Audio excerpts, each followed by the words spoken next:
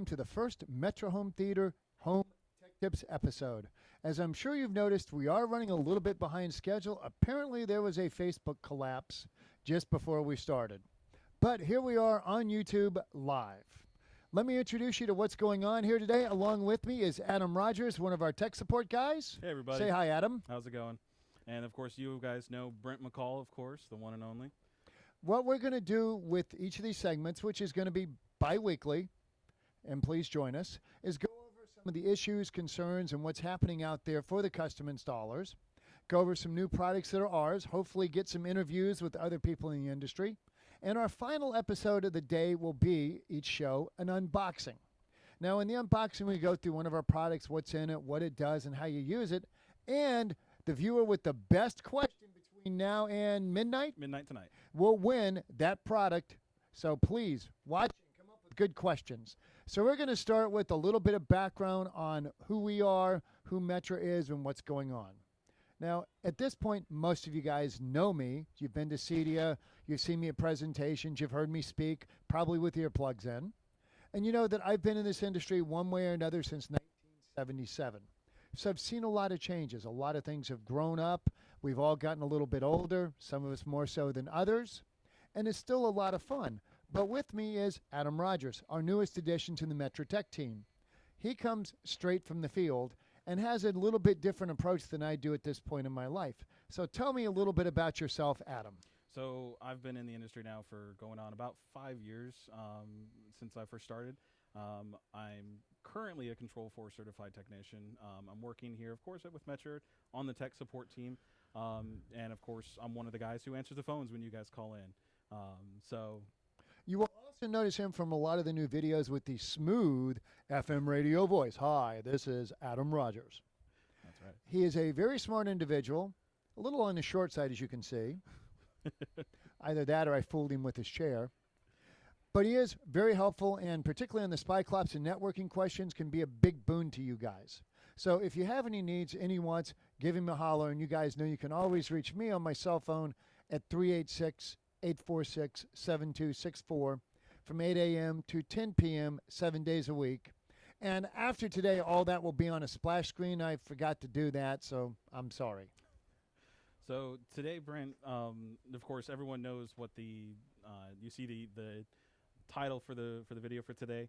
Now, of course, what we're going to be talking about is the biggest change between HDMI 2.0 and HDMI 2.1.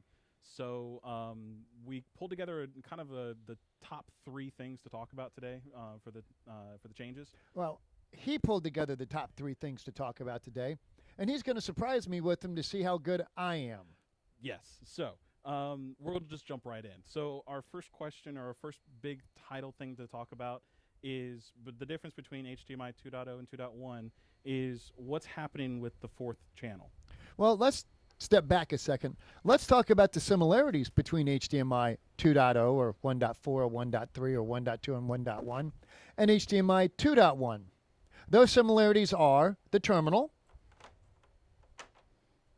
and HDMI. That is pretty much the end of the similarities. From there, it's a complete diversion over what we've done in the past. Supposedly, Adam has created some graphics for me. So, of course, you've got HDMI 2.0. Can you guys, is this visible? Yeah. There we go. So, with HDMI 2.0, of course, you've got the 3 channels. You've got D0, D1, D2, and then, of course, D3 is your clock, which is your 4th channel. So, and the thing to know is, from the very beginning, all 4 of these channels have been in every HDMI iteration. And in theory, all 4 of these channels have been equal in design on both the circuits, the electronics, and the cables. In theory, since the very beginning. However, since the very beginning, D3, the clock channel, has only needed to be about 1/10 of the same bandwidth as the video channels. Consequently, many manufacturers, both in hardware and cable, have taken a lot of shortcuts to cut cost. This is where we're seeing the change as we go forward into 2.1. Because as we step into 2.1, next slide please, sir, you'll see the big change is the 4th channel, D3, now becomes a full bandwidth channel. Where in the past, D0, D1, and D2 represented red, green, and blue, and D3 was just the clock, now all 3 channels are aggregate of color and clock. This allows the system to easily adapt to changes in sources and display. So if there's not enough bandwidth available from the display or capability or from the cable, they can back it down to match what the system can do. In the past, with the old version, this was not possible. So this is a big step forward in compatibility, but it's also a big step backwards in reliability for jobs that already exist. Can you go back to the previous slide, sir? So if you have a cable like this, and this is 90% of them out there, you're not going to get the full capabilities of what HDMI 2.1 can do for you. Only the first 3 channels are going to give you all the bandwidth. Would you go forward again, sir? Yep. With this one, all 4 channels are equal. Now, right now, that means 6 gigabits per channel for a total of 24. This is the initial step into HDMI 2.1.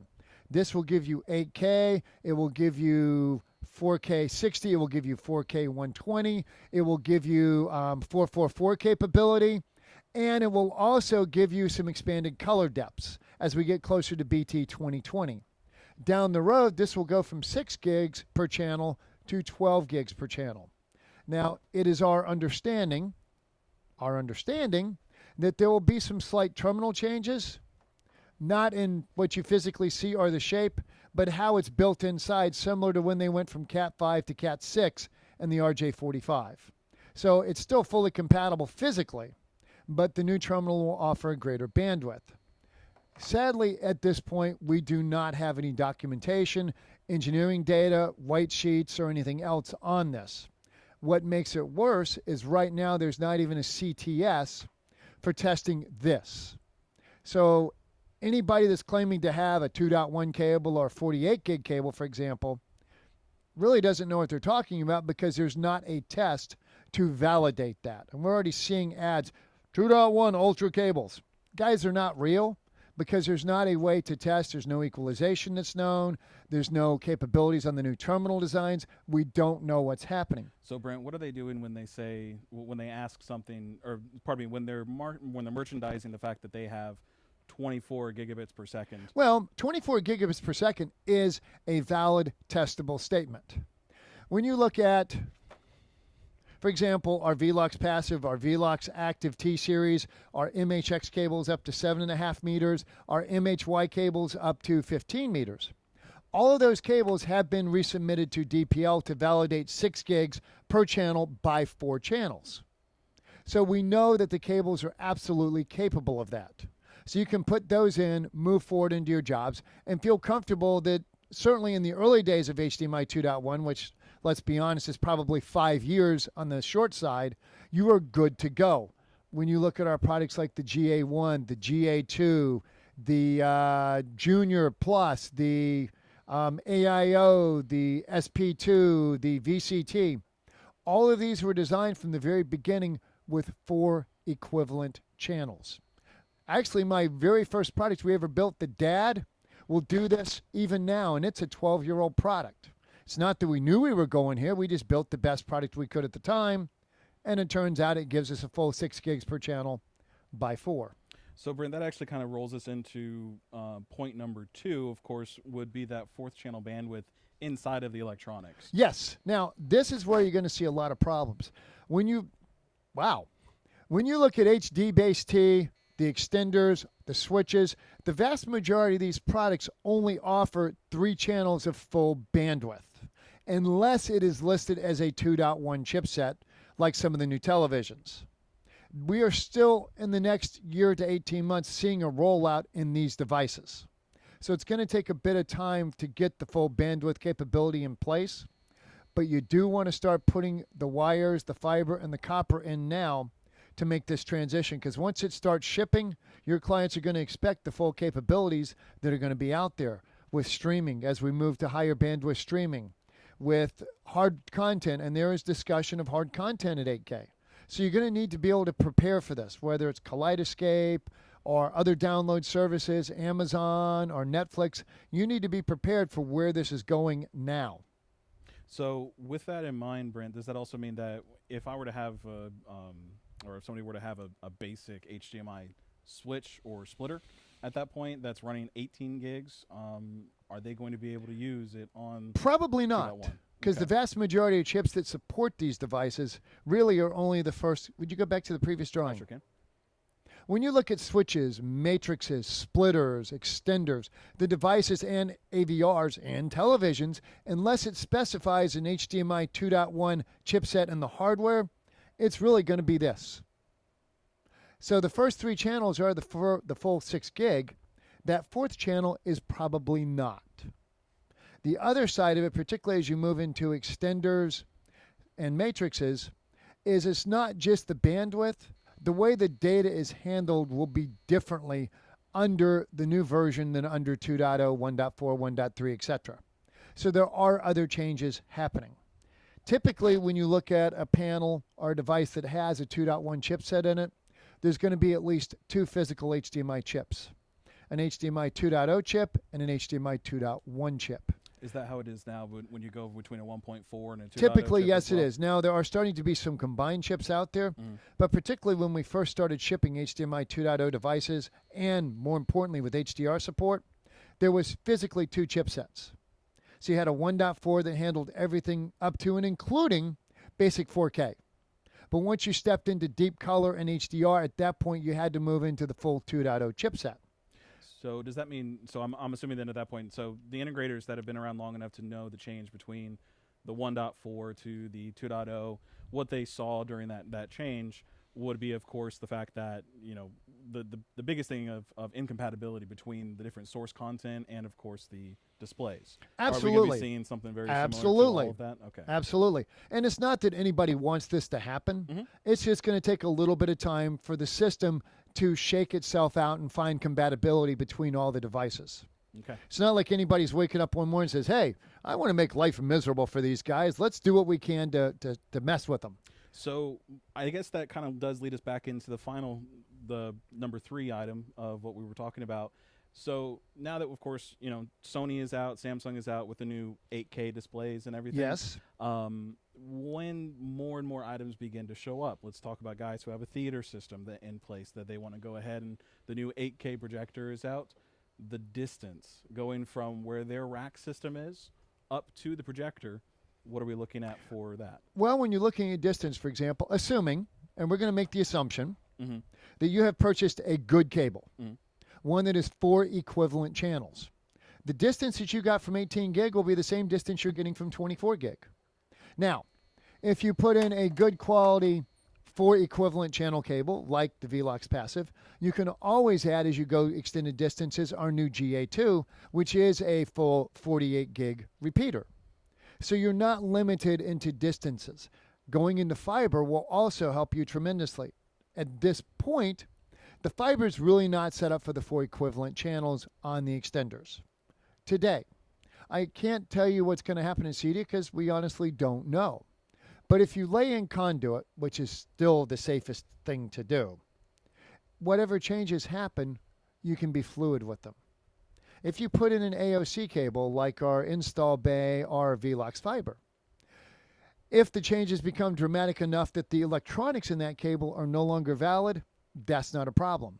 What you can do at that point is cut the terminals off, put an LC on it, put on the updated extender, and you're ready to go for the future. And theoretically, you're talking 48 gigs Yes. on a single fiber cable. Yes, at you that are. point. So tremendous amount of capabilities. This truly is not a, oh my God, the world's ending situation.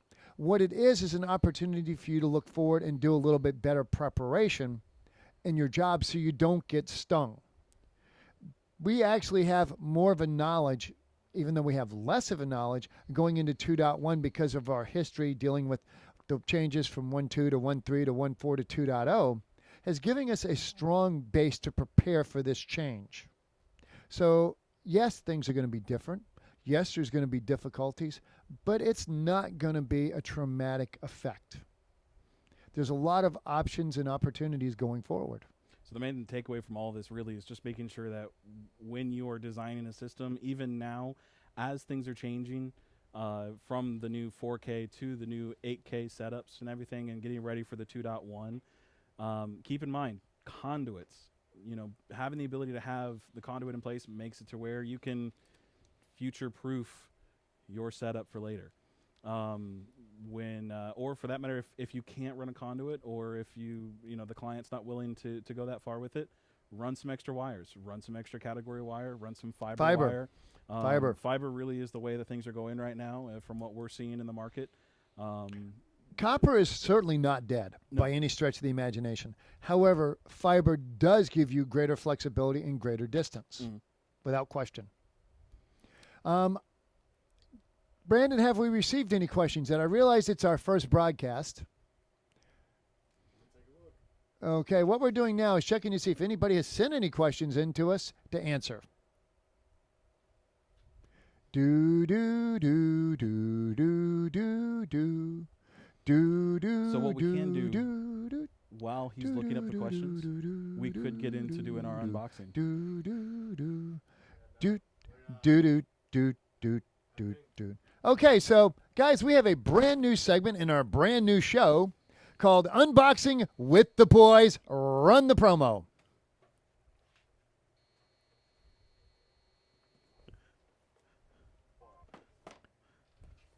Now, you'll notice two truly unique individuals. Don't open the box yet.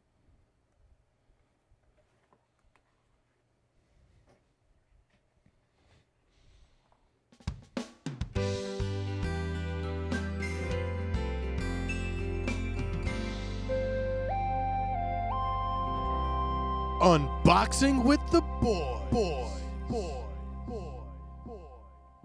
Okay, so what we're going to do is every one of our broadcasts, we're going to bring out one of our products that we really like, open it up, go through everything that's in the box, tell you what's in there, how to use it, what to do with it, why to use it, when to use it, and if you come up with the best question of this segment, you will win this product. So, Adam, open it up. Take it away? I can take it away. Okay, guys, so we're really excited about the fact that we now have... You do know the camera's going the other way, right? I'm just saying. Anyways. All right, guys. So we have today, we're going to show off our HDBaseT 2.0 extender that's got USB on it. And what we're going to be showing off today, of course, is the unboxing for it and showing you what comes inside of it. So, of course, you get the box here. We're going to open it up here. And the first thing you'll notice, of course, you get your user manual with it. Please read the manual. Please. From there, you've got your transmitters and receiver. We'll take those out of the plastic. Now, inside the manual, guys, this is not a joke. Please read this, because everything you need to know as far as connectivity, what ports are where, are right there. Nobody ever reads this, and it'd be nice if you did, because it'd make our job simpler. So underneath the plastic case inside of here, of course, is all the different accoutrements and different pieces for it. You've got your power supply. It's a standard 12-volt, 1-amp power supply.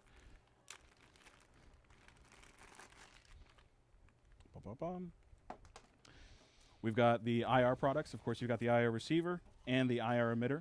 This is a two-way IR system, and it does use the 12-volt IR components. So what does that mean it's compatible with? So it is compatible with all major control systems, including Control 4 and Crestron. Xantech, Niles, Speakercraft.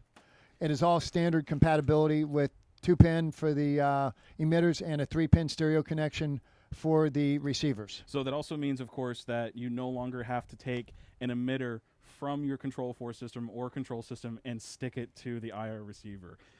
You guys who have called in that we've said, sorry, but that's the best way to do it, you don't have to. You can do it this way. You can actually go directly from your controller system into the IR system of this and be able to transmit it from there. So why is there a USB cable, Adam? So this system here has the ability to extend USB. And so with that, you have the ability to have a mouse and keyboard at your display, as well as having the ability to then connect it to whatever device is on the other end. So then let me ask, can you also send audio or video over this USB? So no, this is only really strictly used for mouse and keyboard. It can do a little bit of data, but of course you're looking at USB like 1.0, maybe 2.0 speeds on it. Okay. So really, it's kind of designed to be used. So do not use it for signage purposes. Now, you will note in each of these units, as I find the camera, there are drawings right there on the top that show you all the connection points, the mono mini, the stereo mini, if you have to break out your own wires, what you can do to make it work. So it is very flexible. She's pointing at the camera, guys. And I'm just completely lost. Do you want me to go to that camera? There you go. There we go. So you'll see there are really nifty drawings right there telling you how to use this device. So you don't have to remember the manual, although please read the manual. So guys, what we're going to do today also, we don't want to just unbox it for you guys. We also want to go ahead and actually show it off to you guys and see how it works. So of course, we've got our display back here. We've got our rack system back behind me. I've already got a Blu-ray set up and running for it. So we're just going to simply plug everything in and show you guys how it works.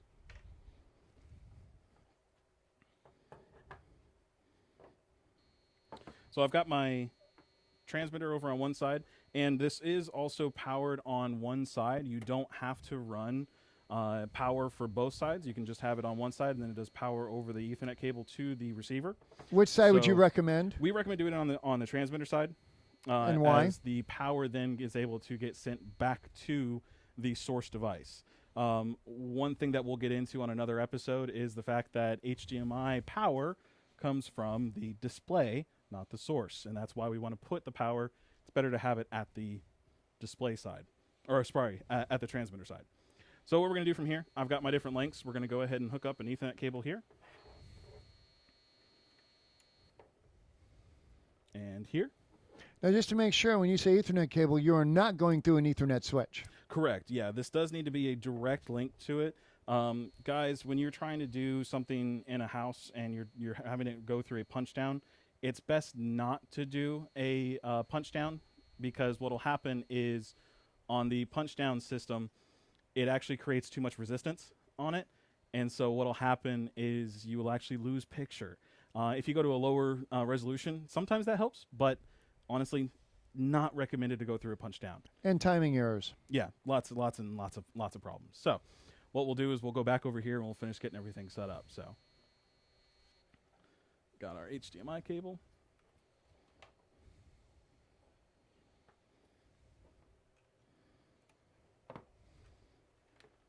While he's getting all this set up, I would like to thank Sony Electronics for the 65-inch display they have provided for our lab. It is a huge plus. That is another thing, guys. This is our actual lab. We are live, and this is where we do our testing. We will test everything here and make sure that everything is working the way that it's supposed to. And then, of course, when you guys send back defective items, this is where we test those defective items. And we'll talk about defects again at another time, but again, they happen, but we'll get to that later. So, Brent, I've got your favorite show. Yes. So what are we looking at? Well, what this is, the Rocky Mountain Express 4K HDR DVD. I do encourage you to pick this up off Amazon. It's a tremendous demo material for a couple of reasons, because when you start this, one of the very first things you'll see is a sepia picture of the old man. Right. Would you start it? Yep. And the nice thing about this sepia picture of the old man is it allows you to check for your deep color and HDR, because if you're not set properly, you will absolutely see banding right in there that is very pronounced. So this also kind of rolls into the bandwidth things that we're talking about with HDMI 2.0 to 2.1. When we're talking about banding here in this situation, what are we running into? We're running into a 4K picture. It's running at 4K 30. But we're running at 420. Yes, we are. But we're not running at a full 12-bit or 10-bit. This is probably closer to an 8-bit when we see a lot of banding. Is that correct? Correct. And here's the reason why. HDBaseT, typically built into it, is a 13.65 acceptance chipset. So it will take data up to 13.65, which is 99.999% of the disk you'll ever put into a UHD Blu-ray player. Anything beyond that will have to have an additional step of compression on top of it to take it from 18 to 13.65, and then 13.65 takes it down to 10, because that is the limit of the copper. Right. So there's not much we can do to go beyond that. But the electronics do a lot of work to compress and then rebuild that. So do not panic.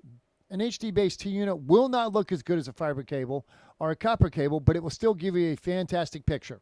So if we were to go direct link, of course, with a direct HDMI, of course, the picture will be better. Much, much better. But your clients are not going to see that as a rule, so you're going to be in great shape. Let it rock. Okay. So we'll go ahead and get the video playing again.